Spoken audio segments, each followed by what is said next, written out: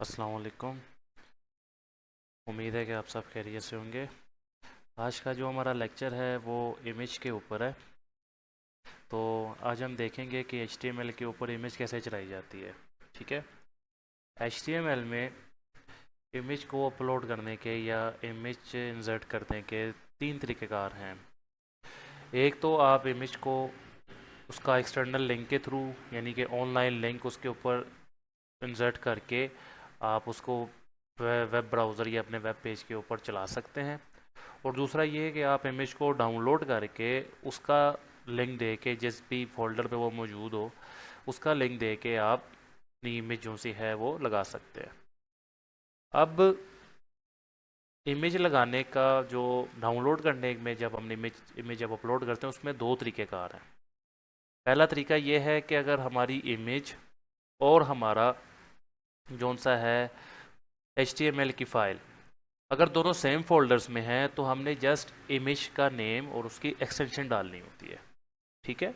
अब एक्सटेंशन कौन कौन सी है, जैसे .jpg .png वगैरह वगैरह, ये सारी एक्सटेंशंस हैं। ठीक है। तो हमने जौन सा है इसकी एक्सटेंशन डालनी होती है। अब जैसे कि मैं आपको एक दफ़ा वर्ड पे टाइप करके भी बता देता हूँ। तो ये इस तरह डील होता है। अब इमेज को तीन तरीके से डाला जा सकता है। पहला तरीका ये है कि ऑनलाइन लिंक के थ्रू। दूसरा डाउनलोड करके इमेज को। ठीक है। इमेज को डाउनलोड करके। अब ये जो हम डाउनलोड करते हैं इसके भी आगे दो तरीके हैं। पहला तरीका ये है, एक तरीका क्या है, image and HTML file is in same folder. और दूसरा तरीका क्या है, जब ये डिफरेंट फोल्डर में हो, सेम फोल्डर में होंगे तो हम क्या करेंगे, जस्ट इमेज का नाम और उसकी एक्सटेंशन डालेंगे। ठीक है। जस्ट इमेज का नेम और उसकी एक्सटेंशन डालेंगे, यानी कि जब इमेज का नेम और उसकी एक्सटेंशन, ठीक है, जब सेम फोल्डर में होगा तो हम क्या करेंगे, उसका जस्ट नेम विद एक्सटेंशन, मतलब कि इमेज का नेम और उसकी एक्सटेंशन डालेंगे। दूसरा जब हमारे पास डिफरेंट फोल्डर में हुआ, हम image name with addressed name with extension and address. ठीक है, मतलब हम उसके पूरा एड्रेस डालेंगे कि वो इमेज कहाँ पर मौजूद है। सही है, क्लियर है। अब सिंटेक्स क्या है इसको लिखने का, सिंटेक्स हमारे पास क्या है, इमेज के टैग को लिखने का सिंटेक्स क्या है। हम लिखते हैं, इमेज का टैग लिखते हैं इस तरह। ठीक है, ये विदाउट क्लोजिंग टैग है, इसकी कोई क्लोजिंग नहीं होती। SRC लिखते हैं, और यहाँ पे हम इमेज का लिंक डालते हैं। ठीक है, इमेज लिंक डालते हैं विद एक्सटेंशन। ये जो मैंने यहाँ पे जो दो तरीकेकार बताए हैं, इस तरह से इमेज का लिंक डालते हैं। अगर कोई, और साथ में हम इसके एट्रीब्यूट्स लिखते हैं, साथ में हम लिख के इसके एट्रीब्यूट्स लिखते हैं। एट्रीब्यूट मतलब इसकी प्रॉपर्टीज़ वगैरह, जो भी इसकी एक्स्ट्रा इन्फॉर्मेशन है जो उसके ऊपर अप्लाइड हो फॉर्म वगैरह थे, जैसे कि हाइट होगी, विड्थ हो गई, वगैरह वगैरह। ठीक है, इस तरह के जो एक्सटेंशंस होती हैं, एट्रीब्यूट्स होते हैं, वो लिखते हैं। ठीक है। अब हम अपना जो सा है इसकी तरफ चलते हैं, HTML डॉक्यूमेंट की तरफ चलते हैं। हम आपको HTML बनाने का तरीक़ाकार आता है। हमने मेरी शुरू की वीडियो में बताया कि आपने फोल्डर कैसे बनाना है और कोड कैसे लिखना है। ठीक है। अब हम यहाँ पर आएंगे। अब हम क्या करेंगे, यहाँ पे IMG टैग लिखें। ठीक है, IMG and then SRC, sorry, यहाँ पे Ctrl+Z। अब जस्ट IMG भी लिखकर इसको ऐसे लिख सकते हैं। अच्छा, मैंने अल्टरनेट आपको बताया ही नहीं। अब एट्रीब्यूट भी डालते हैं, एट्रीब्यूट भी अल्टरनेट में भी आता है, एट्रीब्यूट अल्टरनेट में। अब अल्टर क्या होता है, फॉर एग्जांपल अगर हमारी इमेज कोई मिसिंग है, ठीक है, मतलब हमारी इमेज प्रॉपर्टी लोड नहीं होती, तो उसकी जगह पे क्या टेक्स्ट ऐड हो, उसको हम कहते हैं ALT, यानी कि अल्टरनेट, उसके कुछ शो हो जाए।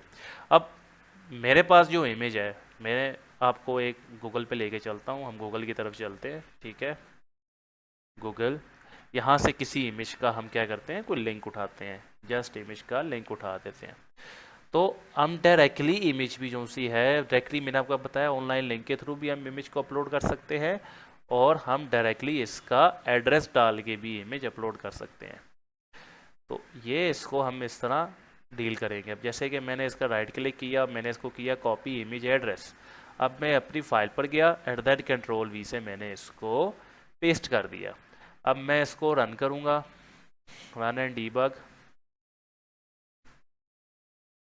ठीक है, नाउ यू चेक आउट, हमारी इमेज अपलोड हो चुकी है, मतलब ऑनलाइन लिंक के थ्रू हमारी इमेज अपलोड हो चुकी है।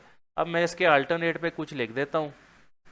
ठीक है, इसके जो अल्टरनेट है मैं उस पर कुछ लिख देता हूँ।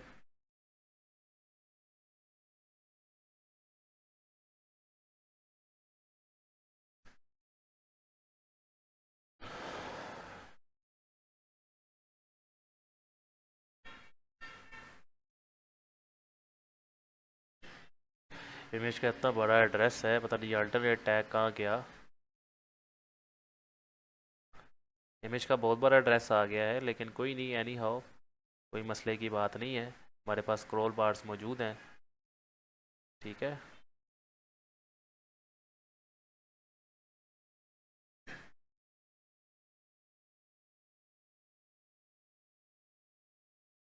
ठीक है, तो हमारे पास स्क्रॉल बार्स मौजूद हैं, तो हम इसके ऊपर इमेज का एड्रेस अपलोड कर देते हैं। ठीक है, Ctrl+Z। तो इस तरह हम इमेज के एड्रेस को डालते हैं।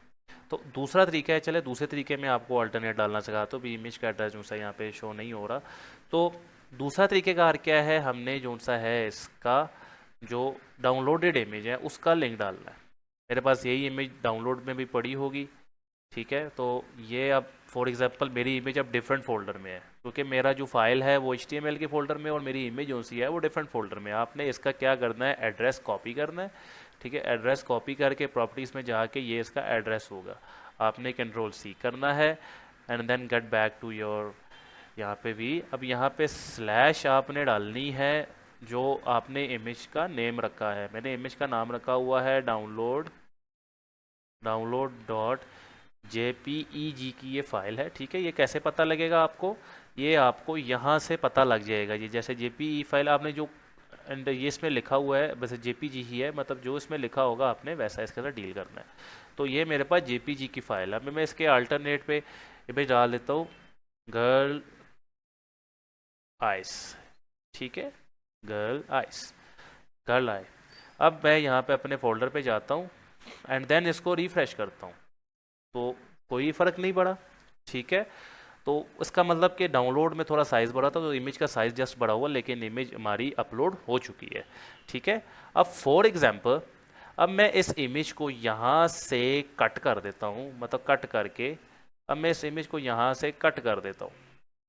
Ctrl+X के थ्रू मैं इसको यहाँ से कट कर देता हूँ and then I paste it in this folder.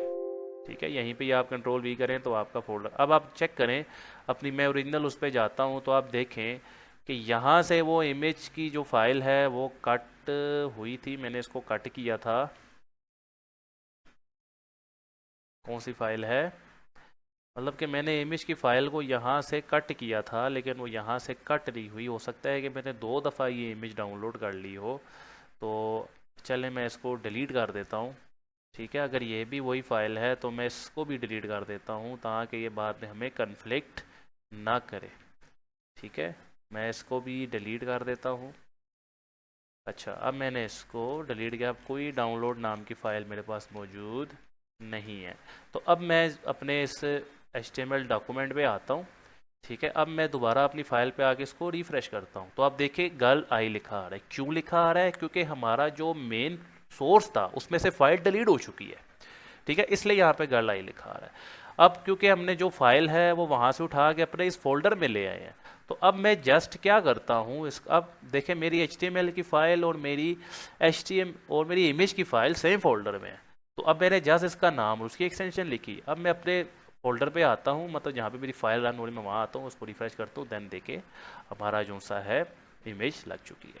अब दूसरा, आप इसकी इमेज की हाइट और विड्थ भी एडजस्ट कर सकते हैं। मैं यहाँ पे विड्थ लिखता हूँ, विड्थ आप पिक्सल्स पे भी दे सकते हैं और विदाउट इस पे भी आप दे सकते हैं। ठीक है, मैं 400 कर देता हूँ और हाइट इसकी भी मैं इसकी 400 पिक्सल्स कर देता हूँ। ठीक है, तो इस तरह मतलब मैंने इसके साथ डील करना है। अब मैंने इसमें चेक करें आप, इमेज की फाइल और width is equal to 400 pixel, height is equal to 400 pixels, then I refresh it, तो आप चेक करें कि मेरे पास इमेज की हाइट और विड्थ चेंज हो सकती है। आप इमेज की हाइट और विड्थ डायरेक्टली नंबर्स दे के भी कर सकते हैं, मतलब पिक्सल्स अगर आप ना भी दें, अगर आप पिक्सल्स के साथ डील ना भी करें तो जोन सा है वो ऑटोमेटिकली हाइट को पिक्सल्स में ही ले लेता है। ठीक है, अब मैंने 400 कर दिया तो आप देखिए इसकी हाइट और विड्थ पे कोई फ़र्क नहीं आया। ठीक है, मतलब अगर आप बगैर किसी उसके भी आप इसको लिखेंगे तो कोई इशू नहीं है, आप इसको लिख सकते हैं। अब मैं यहाँ पे 500 कर देता हूँ तो आप देखिएगा विड्थ इसकी थोड़ी सी बढ़ जाएगी, हाइट इसकी यही रहेगी। तो इस तरह इमेज के साथ हम HTML की इमेज के साथ हम डील करते हैं। सही है, तो किसी का अगर कोई इस पर इशू हो, किसी का कोई सवालात हो या कोई पूछना हो तो कमेंट सेक्शन में पूछ सकता है। थैंक यू वेरी मच, अल्लाह हाफिज़।